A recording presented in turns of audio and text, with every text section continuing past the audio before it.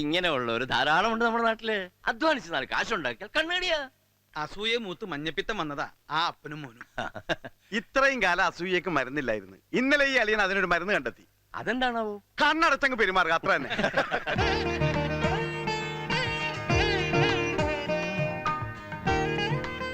വാ മോളെ. ഇപ്പോഴത്തെ കാലത്ത് ഇതുപോലുള്ള മരുന്നുകൾ നല്ലതാ. വാ മോളെ.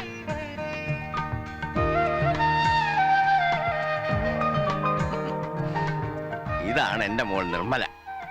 കാര്യങ്ങളൊക്കെ അമ്മാവൻ പറഞ്ഞു കാണുമല്ലോ. ആ നിർമ്മല.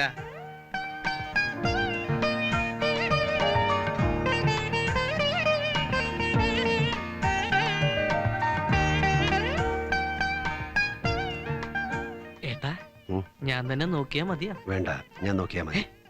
ഭാവിയിൽ ഏട്ടത്തിയമ്മയാകാൻ പോകുന്ന ഒരാളെ നീ നോക്കുന്നത് ശരിയല്ല. അപ്പൊ ഇതാണ് അത്. ഏത്? ഏട്ടത്തിയമ്മ. ഷുവർ? 101%. മുഖം മനസ്സിന്റെ കണ്ണാടിയാണെന്ന് കേട്ടിട്ടുണ്ട്. ഇപ്പൊ അത് കണ്ട്. അപ്പൊ എങ്ങനെയാ ഭാവി പരിപാടികൾ? ഇവർക്കിഷ്ടാണെങ്കിൽ അധികം വൈകാതെ കല്യാണം.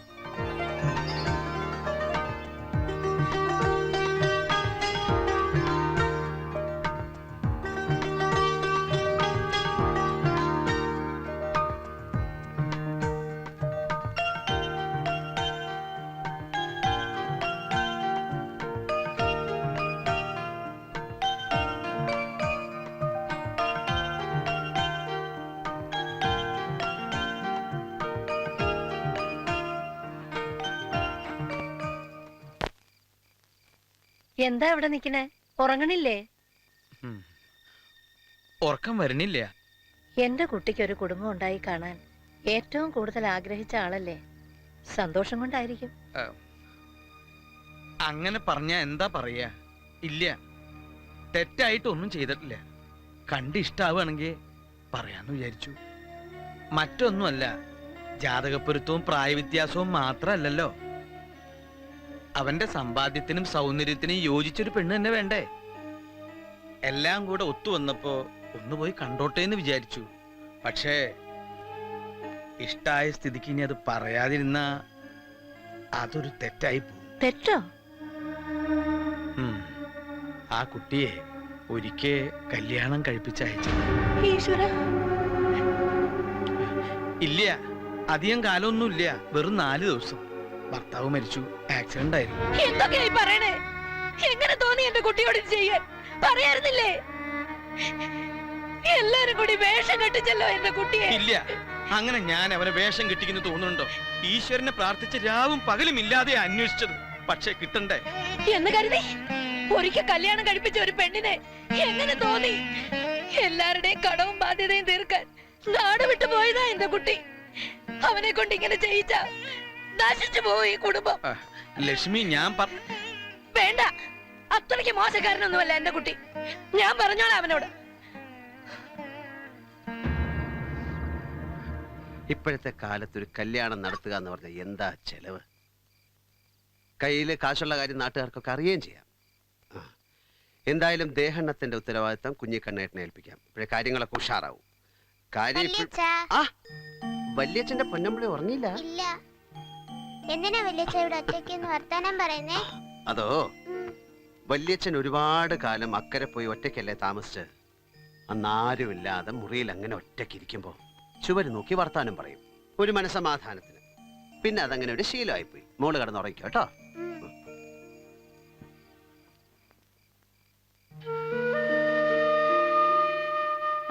ആരാ ഇത്? ഞാൻ അങ്ങോട്ട് വരികയായിരുന്നു. വേറൊന്നുമല്ല, ഈ ദേഹണ്ണത്തിന്റെ കാര്യം കുഞ്ഞിക്കണ്ണേട്ടനെ ഏൽപ്പിക്കാം. അച്ഛന്റെ കാലത്തുള്ള ഒരാളല്ലേ, അത് അച്ഛന് സന്തോഷാവും. വേണ്ട, ആരെയും സന്തോഷിപ്പിക്കണ്ട എന്റെ കുട്ടി. അമ്മയോട് പോലും പറഞ്ഞില്ല അമ്മാവൻ. ഈ കല്യാണം നമുക്ക് വേണ്ട. കല്യാണം വേണ്ടെന്നോ? എന്ത് പറ്റി അമ്മേ? വേണ്ടെന്ന് തന്നെയാ. 4 ദിവസമായാലും 40 ദിവസമായാലും ഒരാള് കെട്ടിയ പെണ്ണിനെ എന്റെ കുട്ടിക്ക് വേണ്ട. അങ്ങനെ 2ാം കെട്ടിന് ആളാവാൻ അത്രയ്ക്ക് മോശക്കാരനൊന്നും അല്ല നീ.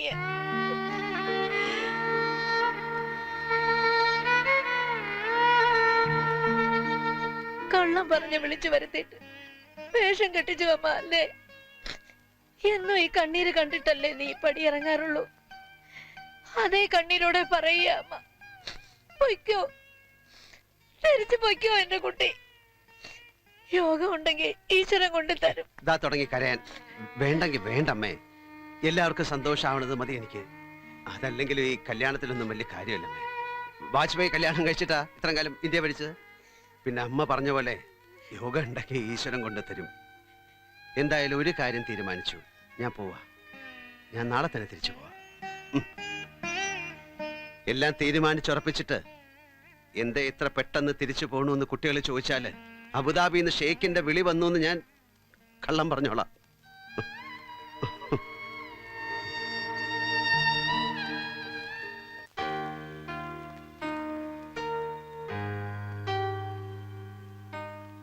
ബാഗൊക്കെ വണ്ടിയിൽ വെച്ചിട്ടുണ്ട്. കുറ്റിച്ചിറ സുലൈമാന്റെ പ്രവചനം ഫലിച്ചു. എന്തായിരുന്നു ഈ വരവിൽ കേരളക്കരയിൽ സംഭവിക്കാൻ പോകുന്ന രണ്ട് മഹാത്ഭുതങ്ങൾ? നീ നിന്റെ ബാപ്പയെ കണ്ടുമുട്ടുന്നു, ഞാനൊരു പെണ്ണ് കെട്ടുന്നു. രണ്ടും നടന്നു. ഇനി പോവാ.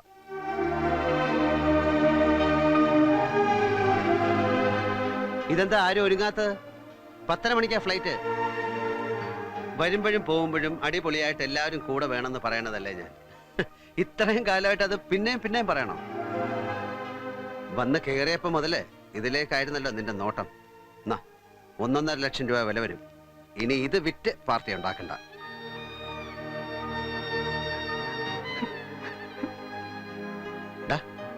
എന്താടാ കരയുന്ന? ഈ വരവിലെങ്കിലും ഏട്ടനൊരു സഹിക്കാൻ പറ്റുന്നില്ല.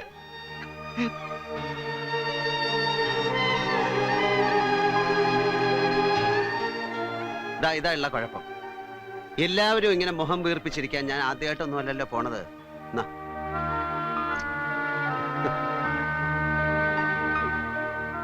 ഒന്നും സാരമില്ല. എന്റെ കുട്ടി പറഞ്ഞ പോലെ എനിക്കൊരാളെ ഈശ്വരൻ കൊണ്ടുതരും. മൈ മോനന്തി പൂമുഖത്തിരിപ്പുണ്ട്.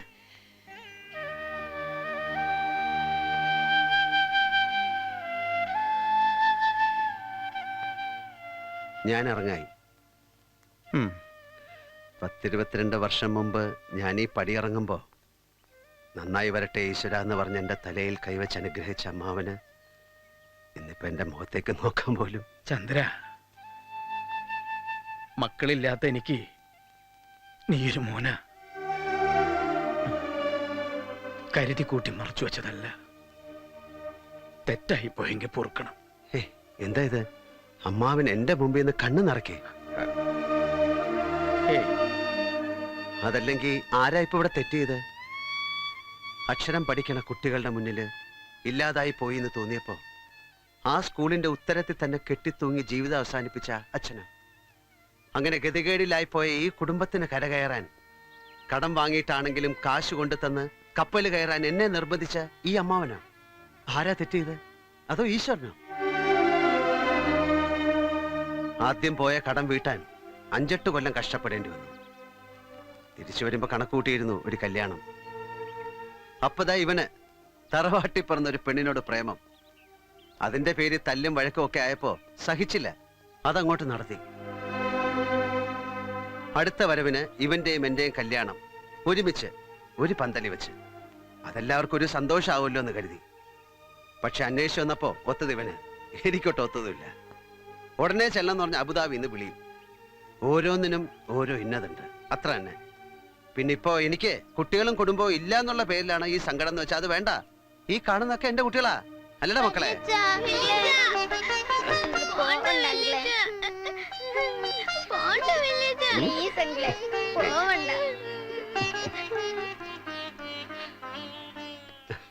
കണ്ടില്ലടാ, ഈ വല്യച്ഛൻ കഴിഞ്ഞിട്ടേ ഉള്ളൂ ഇവർക്ക് ഈ തന്തമാരൊക്കെ. പിന്നിപ്പോ അമ്മയ്ക്ക് ഊണിലും ഉറക്കത്തിലും എന്റെ കുട്ടിയെന്ന് സ്വാതന്ത്ര്യത്തോടെ പറയാൻ ഒരാൾ വേണ്ട ഈ കുടുംബത്തില്. ഇവരെ ഒന്നും അങ്ങനെ വിളിക്കാൻ പറ്റില്ലല്ലോ, ഇവരൊക്കെ അച്ഛന്മാരായി പോയില്ലേ, അല്ലേ അമ്മേ? സങ്കടപ്പെട്ട് എല്ലാരും കൂടെ എന്റെ കൂടെ വരണ്ട. ശിവ, നീ വണ്ടി എടുക്ക. ചന്ദ്ര, ഓ കാര്യങ്ങളൊക്കെ ഉഷാറാവട്ടെ. വാ പൊളിച്ച് നിൽക്കാതെ വണ്ടിയിലോട്ട് കയറടാ കുറ്റിച്ചിറ സുലൈമാനെ.